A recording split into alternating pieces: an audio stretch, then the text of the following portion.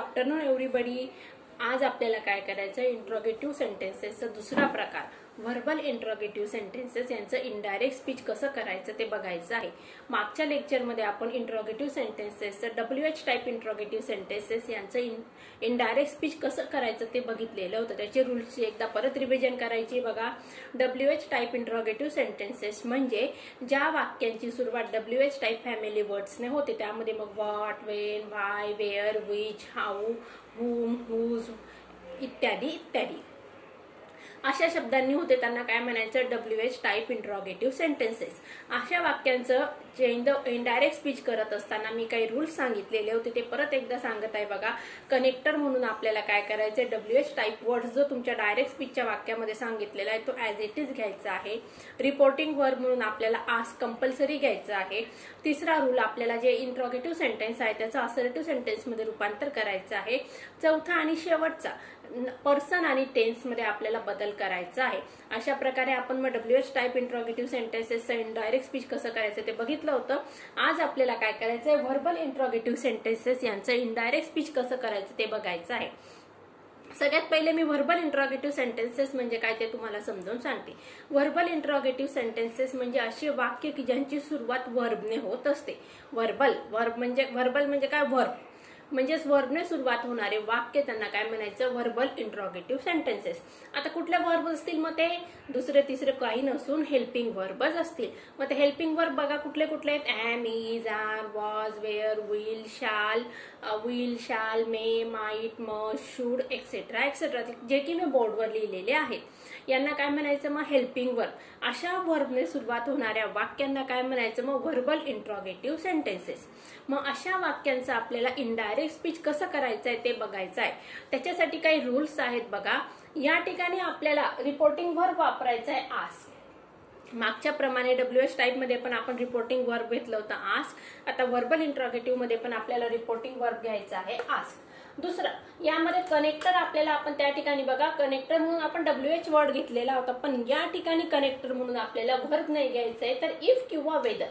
If घ्यायचं आहे किंवा वेदर या दोन शब्दांपैकी एक शब्द आपल्याला कनेक्टर म्हणून घ्यायचा आहे. तिसरं, change in tense and person, जो की आपण प्रत्येक डायरेक्टचं इनडायरेक्ट स्पीच करत असताना करत असतो, त्याप्रमाणे या ठिकाणी पण आपल्याला पर्सन आणि टेन्स मध्ये योग्य तो चेंज करायचा आहे. बघूया मग, Sita said to Gopal, have you watered the plant. हे आपल्याकडे समोरचं वाक्य आहे. हे वाक्य आहे व्हर्बल इंट्रोगेटिव्ह सेंटेन्स. याचं आपल्याला आता काय करायचंय, इनडायरेक्ट स्पीच करायचं आहे. चला बघूया कसं करायचं ते. Sita said to Gopal. आता सेड टू काय करायचं, काढून टाकायचं, त्याच्याऐवजी काय घ्यायचं, आस्क घ्यायचं. सीता आस्क गोपाल. आता कनेक्टर म्हणून दॅट घ्यायचंय का, नाही तर काय घ्यायचंय, इफ घ्यायचं आहे किंवा वेदर घ्यायचं आहे. आपण घेऊया इफ. दोघांपैकी कोणचंही घेतलं तरी चालतं. Sita ask Gopal if. Have you म्हणजे you have. Sita ask Gopal if. तर ही हॅवचं काय होणार, सिंपल प्रेझेंट टेन्स. याचं काय होणार, simple past tense. If he had, हॅवचं काय होणार, हॅड होणार. If he had watered the plants.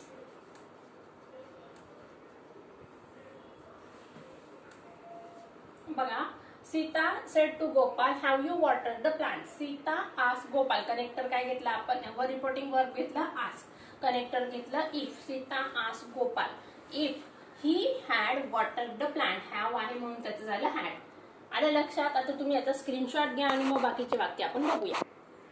चला तर मग बघूया आपण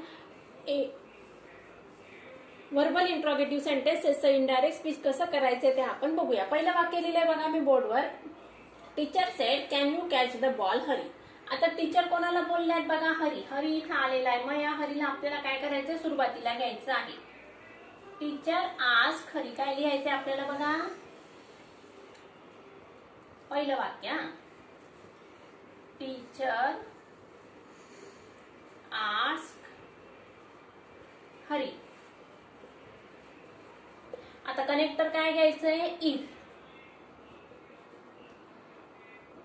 आता यू कॅन. कॅन यू म्हणजे काय झालं, यू कॅन. हा इकडं आला, हा इकडं आला. इफ. आता यू म्हणजे कोण, ही. ही म्हणजे कोण? हरी. आता हरी न घेता आपण काय घेतलं? ही घेतलं. इफ ही कॅनचं होणार कुड. If he could catch the ball. बघा फरक लक्षात आला का? टीचर सेड आपण काढून टाकलं, त्याच्याऐवजी घेतलं रिपोर्टिंग वर्ब आस्क. आता हे हरी इकडे आलेले म्हणून ते आपल्याला काय घ्यायचं? सुरुवातीला घ्यायचं. टीचर कोणाशी बोलत आहे? हरीशी. म्हणून आपण घेतलं टीचर आस्क हरी. कनेक्टर काय घेतलं आपण? इफ घेतलं. इफ. आता यू कॅन म्हणजे ही कॅन. ही म्हणजे कोण? हरी. म्हणून इथं काय घेतलं आपण? ही घेतलं. इफ ही कॅनचं झालं कुड. If he could catch the ball. दुसरं वाक्य. The barber angrily said and I a office boy to clean the office. बघा या ठिकाणी काही दिलेलं आहे का? राज कोणाला बोलला? बार्बर नाही. म्हणून या ठिकाणी आपल्याला फक्त काय करायचंय? Barber angrily ask.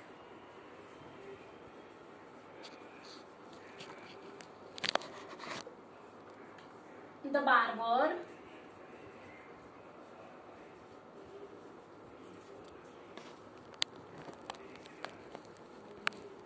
अँग्रीली ask. Connector काय घेतलं? इफ. एम आय म्हणजे काय? I am. हे उलट झालं. आता म्हणजे कुठला टेन्स आहे? प्रेझेंट टेन्स आहे. मग प्रेझेंट टेन्सचं काय होणार? Past tense. If he was office boy to clean the office.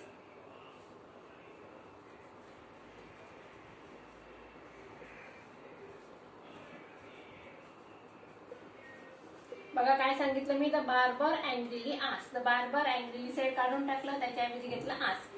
Connector घेतला आपण इफ. आता एम आय म्हणजे आय एम म्हणजे सिंपल प्रेझेंट टेन्स. त्याचं काय केलं आपण? Simple past tense. If he was office boy to clean the office. बाकीचं वाक्य जशाला तसं लिहिलेलं आहे. तिसरं वाक्य. The man said may I explain to the others. The man सेडच्या ऐवजी काय घेणार? The man ask.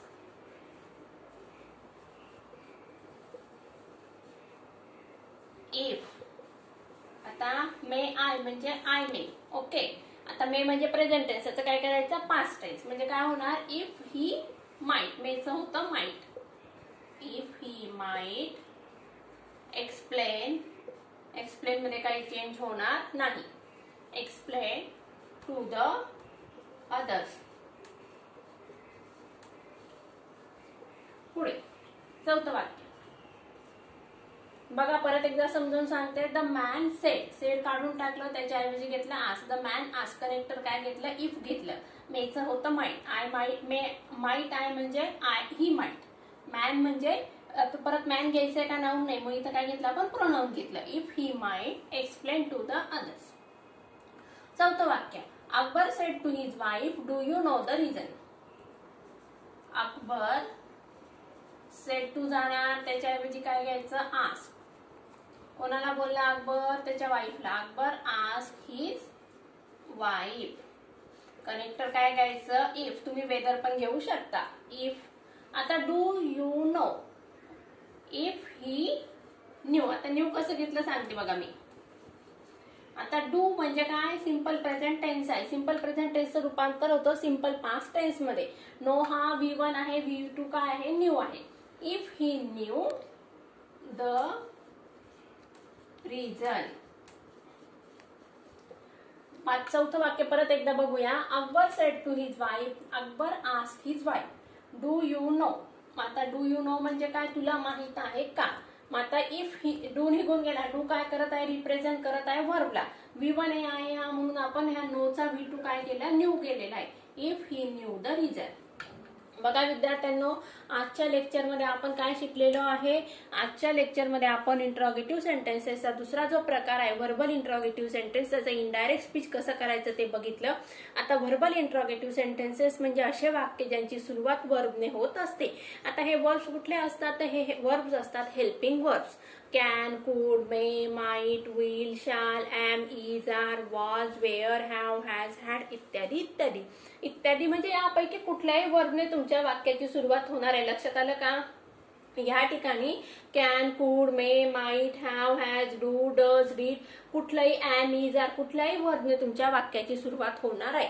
मग अशा वाक्यांचं आपल्याला काय करायचं आहे, इनडायरेक्ट स्पीच करायचं आहे. अशा वाक्यांचं इनडायरेक्ट स्पीच करत असताना आपल्याला रिपोर्टिंग वर्ब सगळ्यात पहिले काय घ्यायचं आहे, आस घ्यायचं आहे. सेड असेल ते काढून टाकायचं, त्याच्याऐवजी आस घ्यायचा आहे. रूल नंबर 2, कनेक्टर म्हणून आपल्याला या ठिकाणी ज्याप्रमाणे आपण WH टाईप मध्ये WH फॅमिली वर्ड घेतला होता तो न घेता या ठिकाणी काय घ्यायचं आपल्याला, कनेक्टर म्हणून इफ किंवा वेदर हे 2 कनेक्टर आहेत. त्यापैकी तुम्हाला जो योग्य वाटेल, तुम्हाला जो आवडेल तो तुम्हाला त्या ठिकाणी लिहायचा आहे. मग या ठिकाणी मी बऱ्याच ठिकाणी इफच यूज केलेला आहे. इफ हे कनेक्टर आपल्याला घ्यायचं आहे. नंबर 3, हे जे इंट्रोगेटिव्ह सेंटेन्स आहे त्याचं काय करायचं, असर्टिव्ह सेंटेन्स मध्ये रूपांतर करून घ्यायचं.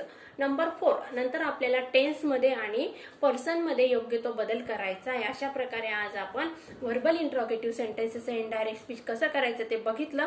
आता येणाऱ्या पुढच्या लेक्चरमध्ये आपल्याला एक्सक्लेमेटरी सेंटेन्सेसचं इनडायरेक्ट स्पीच कसं करायचं ते बघायचं आहे. तोपर्यंत take care and good bye.